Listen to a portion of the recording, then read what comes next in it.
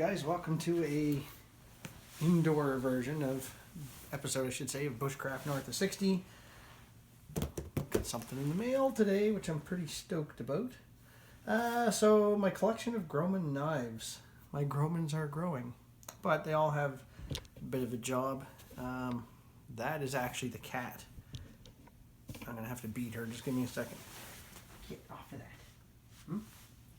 You're gonna get it. I'm watching you. Anyways, my first Grohmann knife I ever got. You saw this in a few videos so far. I haven't done a full review video on it because I want to really put things through the paces before I say if they're good or bad, but so far, me likey.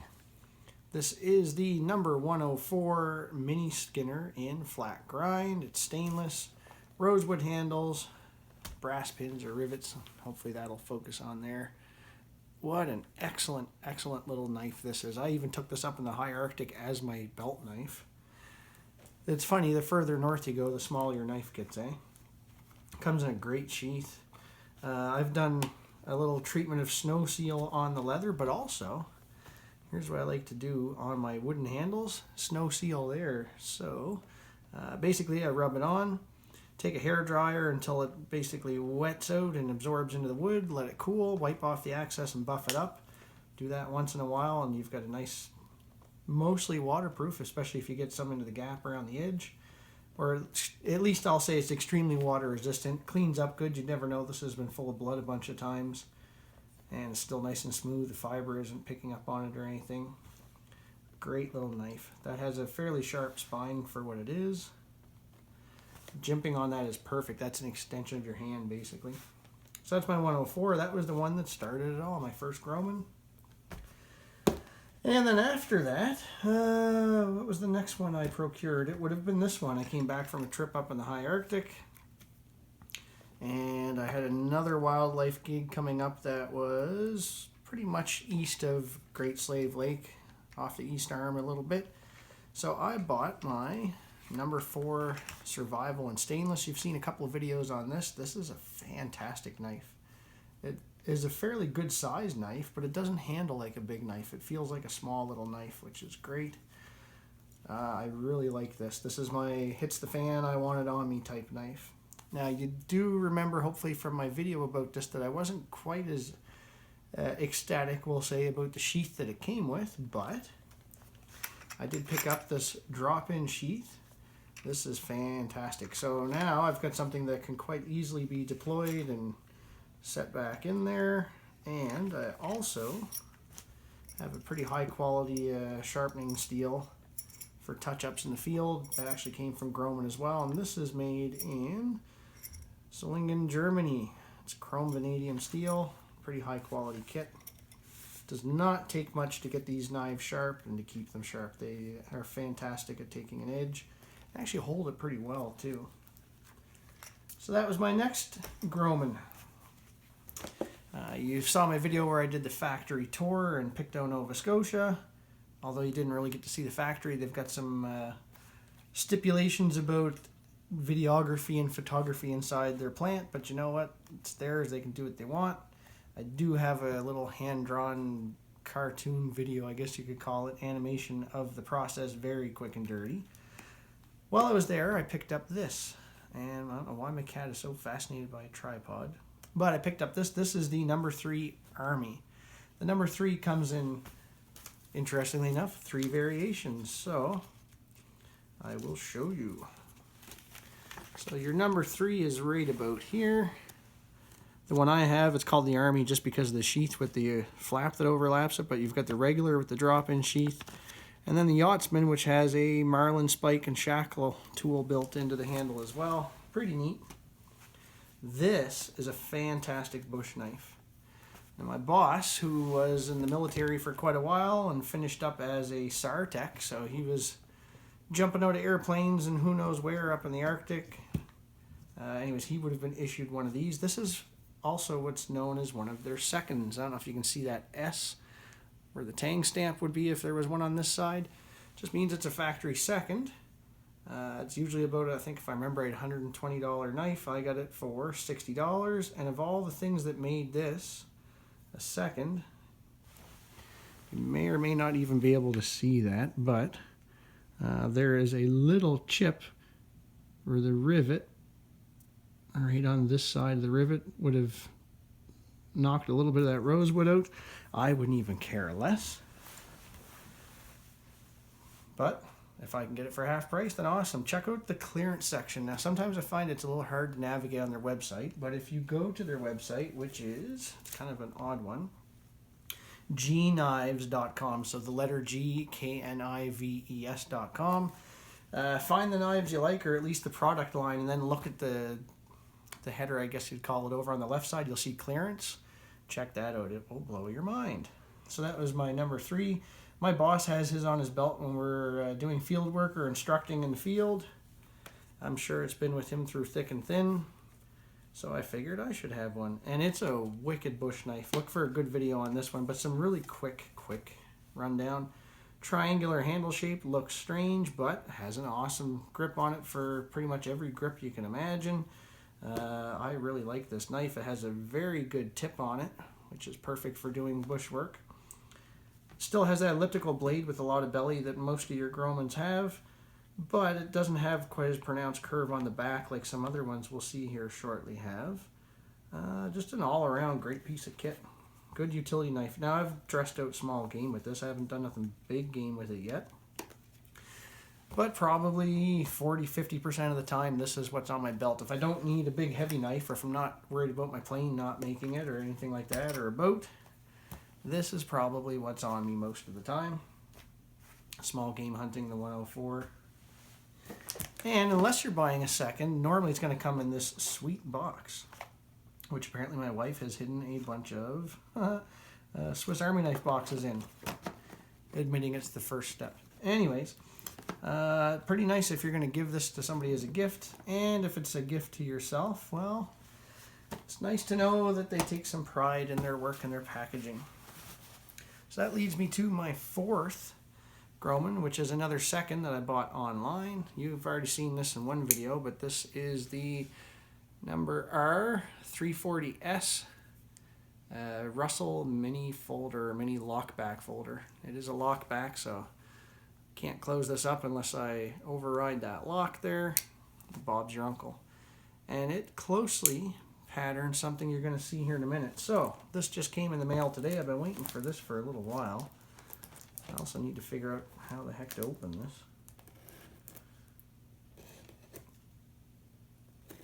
Excellent tip on these knives, by the way.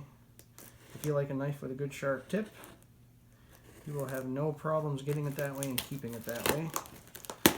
In my experience. Oh, what have we got here? Paperwork. Don't need to see that.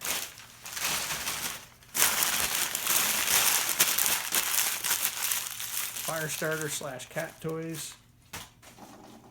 Go get it. Kill it. Kill it. Oh man, she's wicked. Ooh, what have we got in here?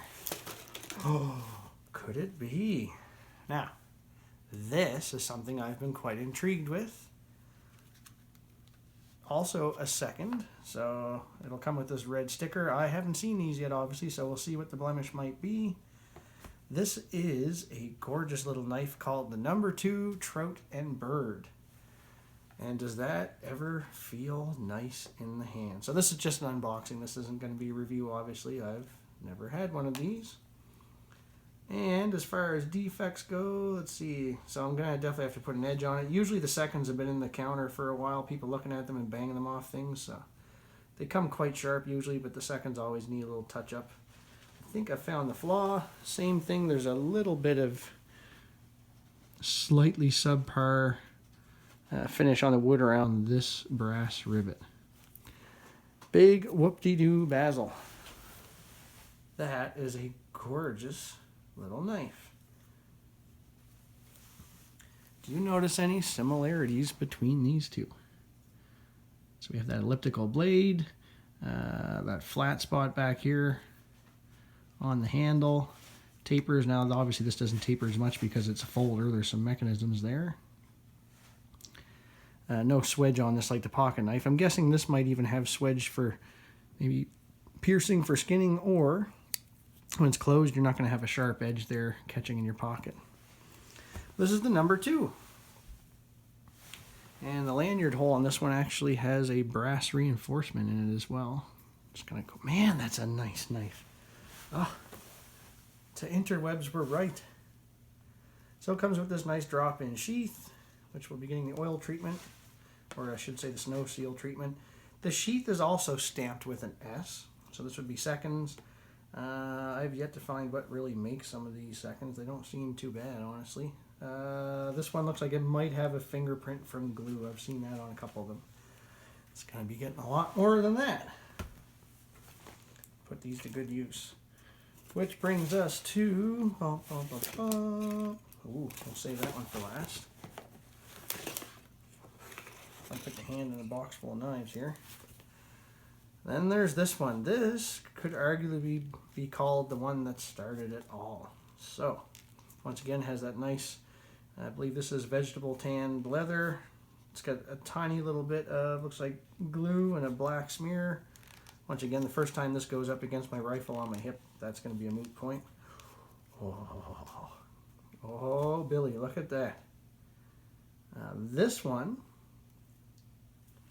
is the original number 1, the Grohmann D.H. Russell. So Dr. Russell, Dean, the man, came up with the pattern, we'll say, and approached Grohmann. They've got a really good history on their website, actually, if you want to check that out. Some light reading, but should be required for every Canadian. This was designed with the hunter and trapper in mind exclusively. So, the way you've got this elliptical blade shape and it falls back away from the hand is great for slicing. Saber grind like almost all of my other ones, except so far, the number 104. This grip was designed to be comfortable in pretty much any sort of fashion, and from what I've heard from people, it's pretty true. Even to the point where your spine is quite curved. The idea behind that is for flushing hides, apparently. Hopefully I'll get to find that out. Now, I'm not allowed to trap up here where I'm not a beneficiary or anything like that, but I have been kind of toying with the idea of maybe tanning some small game, and if I get a moose, well, there we go. I'll be doing a lot of work with that hide. Now, I can definitely see why this one is a second. Once again, there's the S stamped on the back for second.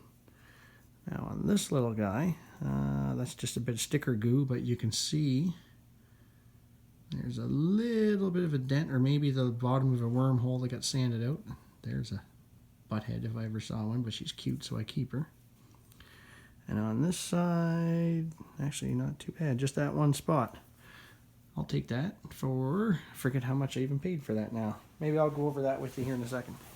Hey, vamoose.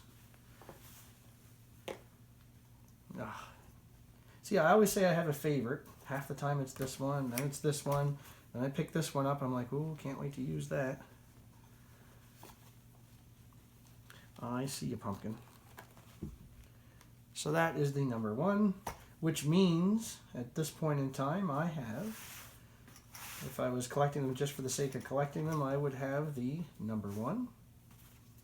The number 2, maybe I'll call this one Commander Riker. Maybe this one, yeah. Little inside joke. Then there's the number 3 and the number 4. Those are the original D.H. Russell Grohmann collection. But wait, there's more. As far as for myself goes, ooh, which hand do you think it's in?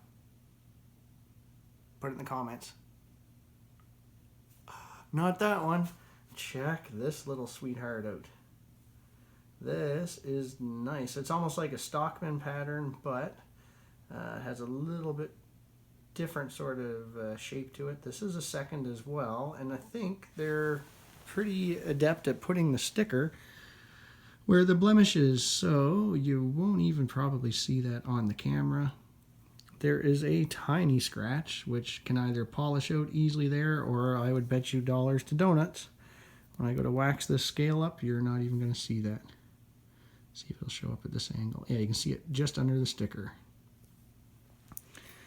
Oh Well, let's see what this thing's got. This is the the thing that actually got me to make this order.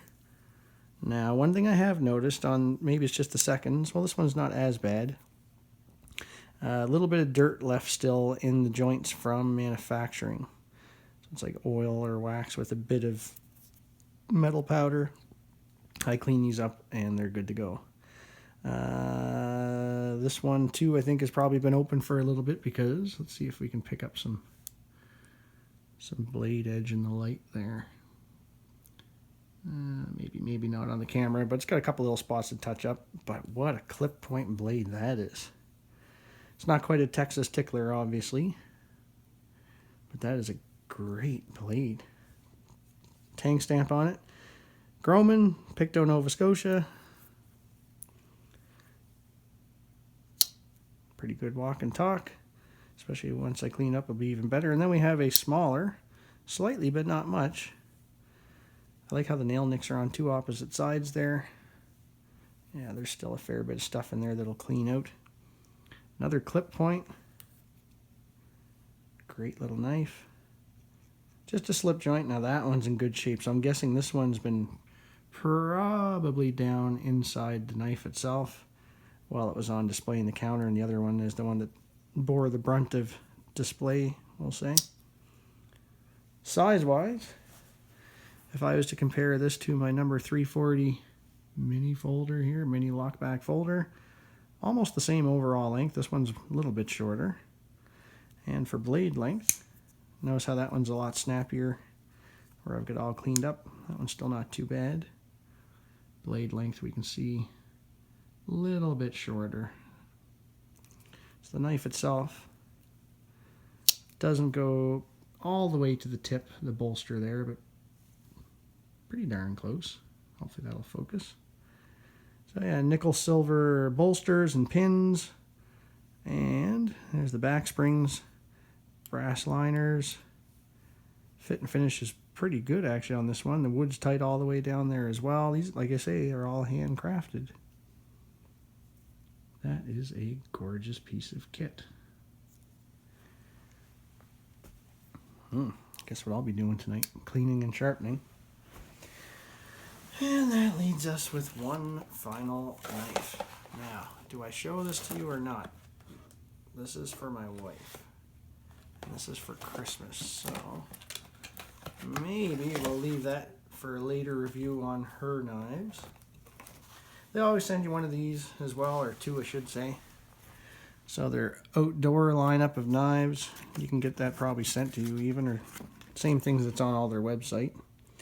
Some cool stuff though, since this is bushcraft north of 60. Let's look at some northern equipment. Barbara's got one of these already, the Ulu, with the extra resin handle, which is pretty cool. It's basically resin stabilized layered wood.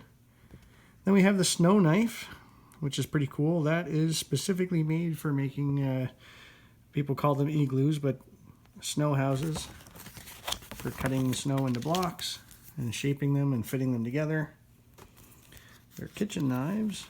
They have a lot of kitchen knives. My brother-in-law got a set for a wedding present. He absolutely loves it. All kinds of cool things. Full tang extra resin line. Oh look, they even do what looks like the original design. Close to the number one, except there's a serrated tip on here and they call that a steak knife. That would be pretty cool. And yes, you can get like your name, logos on there. They don't have it in here, but they also make a knife for whales, for what they call it, flensing whales, which is pretty cool. So no, they didn't supply me this. I paid for these. And just to give you an idea of the type of deals that you too can get if you want to try these out. If you really get your heart set on a certain knife here, let's say you want the number one, but you don't know if you're going to like it. Well, I'll tell you two things. One, if you ever want to sell it, it won't be a hard thing to get rid of. And two, if you buy the seconds, if you're going to be hard on your knife anyways, or use it for what it's made for, why get something really fancy? But if you do find that you absolutely love it, but you want a pretty one, well, now you know you like it. Keep one for a beater or sell it. Now you can invest the money into one that is top shelf. I should mention that if you buy a second, you also don't get their warranty, but they do have a great warranty if you buy one on regular. So, to give you an idea, we'll take a look at the two-bladed folder. This is normally $94 for this handcrafted two-blade pocket knife slip joint, and I got this for $47. The number 1 original, which we just saw here, it's usually 110. I got that for 55 Canadian. And the number 2, this little sweetheart here, the Trout and Bird, that's usually 103. I got that for 51 and 50 cents. So that's how the cookie crumbled on that one. So winter is here. I'm not going sledding anytime soon, but I was out small game hunting last Saturday with a coworker. Didn't get any video. Sometimes people don't really want to do that, but can't blame them. He might on the next one. We'll see. And ended up using this one to dress out my bird, but can't really take the boat out much anymore, especially when it gets cold overnight and in the mornings. There is some ice forming. Some of the lakes here are already froze over. Not real thick yet, but they're froze over. But I can't take the snowmobile out yet. So, it's me and my boots, which also I have some new boots. I ended up getting a blister about that big on my heel last time I was out with the muck boots. Did a 16-kilometer hike with another friend doing some hunting, and that was a bad idea. So I invested in some proper hunting boots, and hopefully be able to start making some more videos. Next week, if you want to look up on the map to follow where I'm going, I'm going to be traveling to Fort Good Hope in the Northwest Territories here, do some teaching up there. Gets dark pretty quick at night though, so I have a travel day on Sunday. I'll be in Norman Wells. Maybe we'll see what the Wells looks like for you folks, and maybe I'll even be able to make a video trying out one or a few of these knives, putting them through their paces, and we'll go from there. So until then, we'll see you next time from the Northwest Territories. You folks take care.